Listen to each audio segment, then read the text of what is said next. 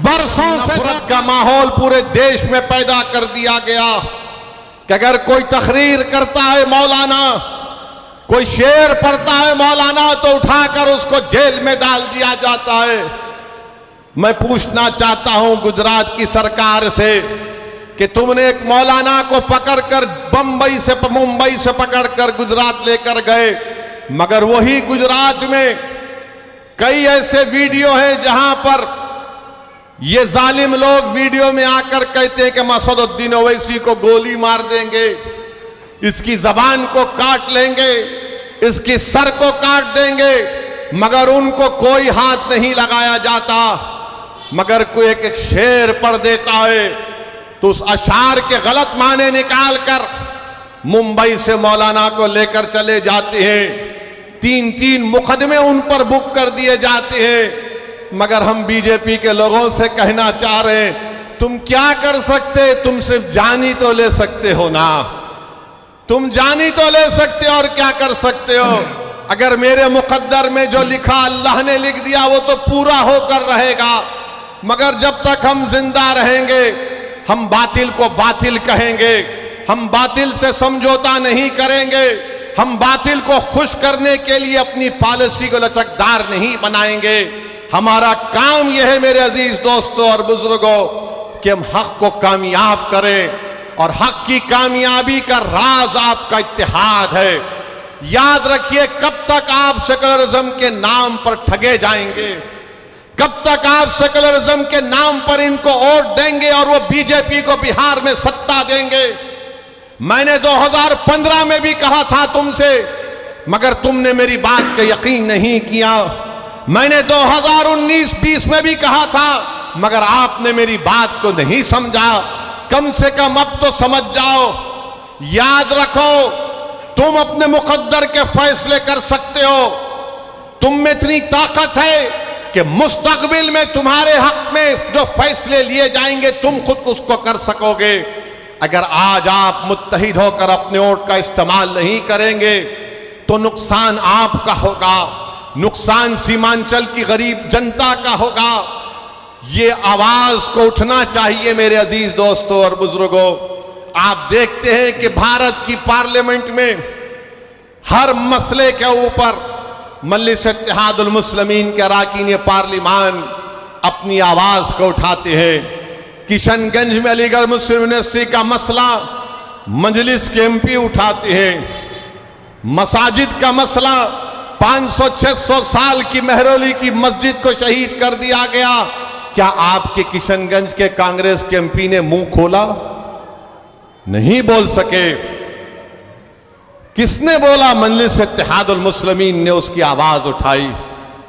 आप देखते हैं बिल्किस बानो का मसला हुआ, किसने पार्लियामेंट में उसका मसला उठाया? मजलिस ने उसको आवाज उठाई इंसाफ के लिए। तो मेरे अजीज दोस्तों और बुजुर्गों, मेरी आपसे सिर्फ यही अपील है कि आने वाले लोकसभा के चुनाव में आप मुत्तहदा तौर पर एक अच्छा फैसला लीजिए। हम भी नहीं चाहते कि बिहार में बीजेपी और नीतीश कुमार के एमपी कामयाब हो जाएं। हम तो शुरू से कोशिश कर रहे हैं रोकने की, मगर जो लोग आपका वोट लेकर मोदी के गोद में बैठकर चाय पीती है, कभी आप इनसे भी तो पूछो कि तुमने हमारा वोट लेकर तुमने कैसे बीजेपी को सत्ता दे दी बिहार में। मेरे अजीज दोस्तों और बुजुर्गों, आप देख रहे हैं कि कैसे किस तरीके से कभी हमारी मसाजिद को निशाना बनाया जाता है, कभी शरीयत ने मदाखलत की बात की जाती है। उत्तराखंड में यूनिफॉर्म सिविल कोड का एक नाम से एक बिल ला लिया गया, वो यूनिफॉर्म तो है ही नहीं। अब नहीं मालूम नीतीश कुमार क्या करने वाले हैं। बीजेपी के साथ मिलकर बैठे हैं। यहां पर फसाद हुआ था 1 साल पहले, 100 साला मदरसे को जला दिया गया। मैं तुमसे पुकार पुकार कर कह रहा था, कहां है वो सेकुलरिज्म के दावे करने वाले? कहां है तेजस्वी यादव?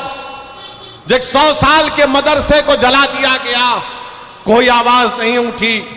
एक 12 साल के बच्चे को सीवान में ले पकड़कर उसको 8 दिन जेल में डाल दिया गया, किसी ने आवाज नहीं उठाई। मैं कह रहा था, पुकार रहा था। मेरे भाई याद रखो, अगर तुम्हारे लिए कोई लड़ने वाला नहीं होगा तो जुल्म जारी रहेगा।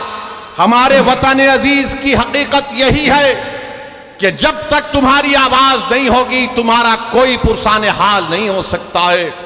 जब तक तुम्हारा नेता नहीं होगा कोई तुम्हारा काम नहीं कर सकेगा।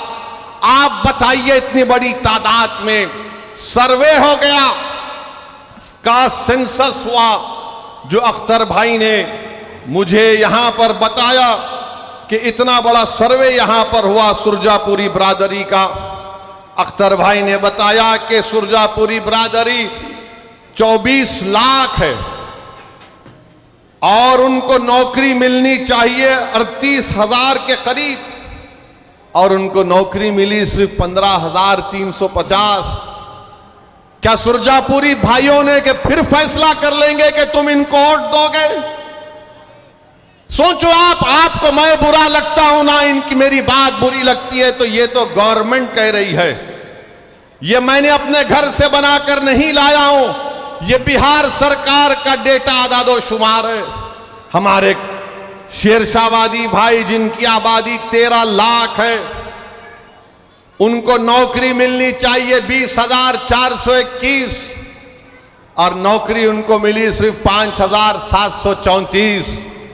मैं हमारे गयूर शेरशाहवादी भाइयों से पूछना चाह रहा हूं, तुम किसको अपना जिम्मेदार खड़ा करते हो?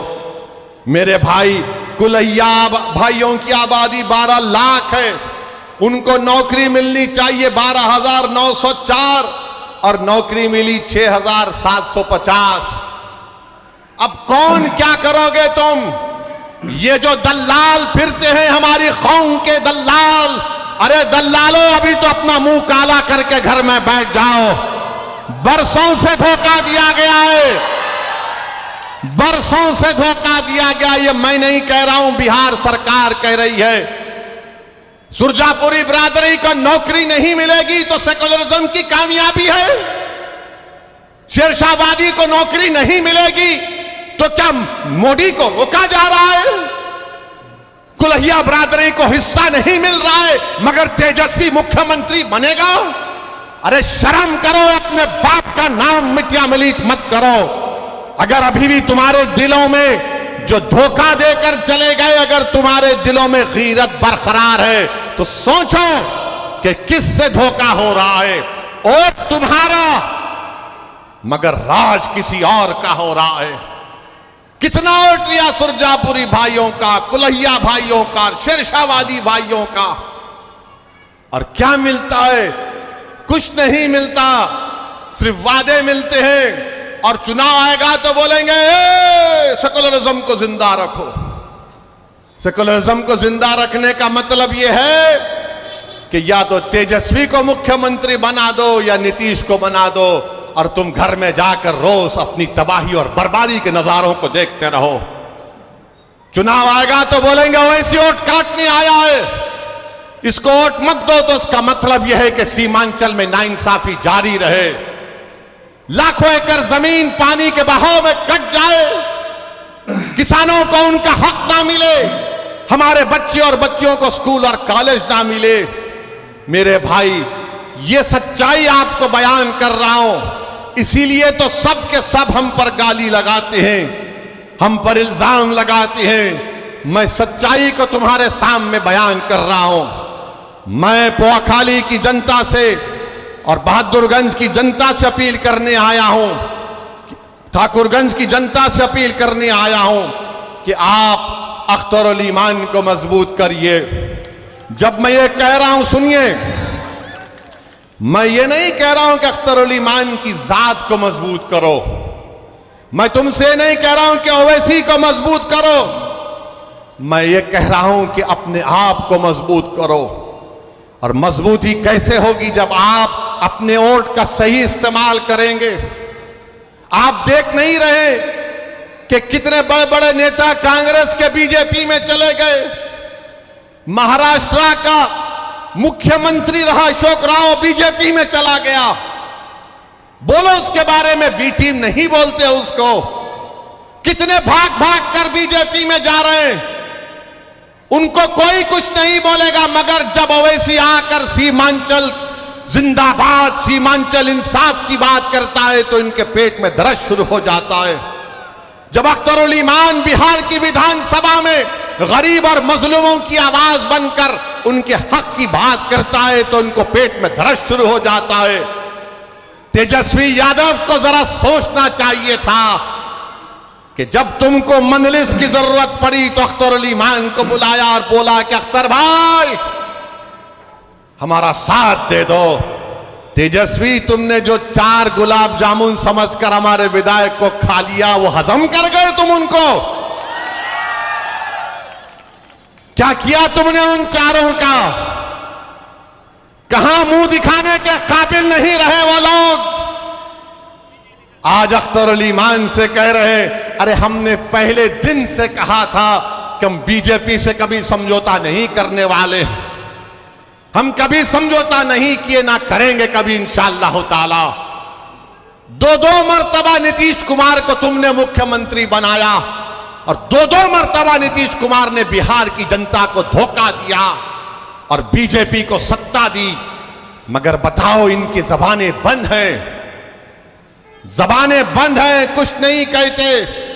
मगर मेरे अजीज दोस्तों और बुजुर्गों, हम आपसे सिर्फ यही अपील करने आए हैं कि आने वाले लोकसभा के चुनाव में नरेंद्र मोदी के 370 का वो जो दावा कर रहे हैं उसको रोकने के लिए, सेकुलरिज्म को हकीकी कामयाबी दिलाने के लिए, सीमांचल में इंसाफ की लड़ाई लड़ने के लिए, बिहार के गरीब और मजलूमों के ताकतवर आवाज को पार्लियामेंट में पहुंचाने के लिए, वतन अजीज के गरीब और मजलूम अकलियतों की एक आवाज को बिहार से पार्लियामेंट तक भिजाने के लिए हम आपसे ये अपील करने आए हैं, गुजारिश करने आए हैं कि आप अब की बार मजलिस को वोट दीजिए। जो लोग सेकुलरिज्म की बात करते हैं वो सिर्फ तुम्हारे वोट लेना चाहते हैं और उसके बाद वो बीजेपी को इख्तिदार देना चाहते हैं। तो हम आपसे अपील कर रहे हैं कि आने वाले लोकसभा के चुनाव में आप मुत्तहिदा तौर पर अपने वोट का इस्तेमाल करते हुए अपनी आवाज को लोकसभा तक भिजाइए ताकि आपके इत्तेहाद, हाँ ये जो तेजस्वी यादव है यहीं पर कहा था सीमांचल डेवलपमेंट बोर्ड बनाएंगे, कहा था ना, यही कहा था। हमारी बात का यकीन कर लो, सीमांचल डेवलपमेंट बोर्ड कहां गया? हजम कर गए तुम उसको भी। जब वोट लेना आता है तो सब खड़े होकर झूठी बातें करते हैं। और क्या कहा था तेजस्वी ने कि हैदराबाद से ओवैसी आया, इसको बिरयानी खिलाकर भिजा दो। अरे तेजस्वी तुमको कभी खाने की जरूरत पड़ गई तो हम अपने घर से भिजाने को तैयार हैं।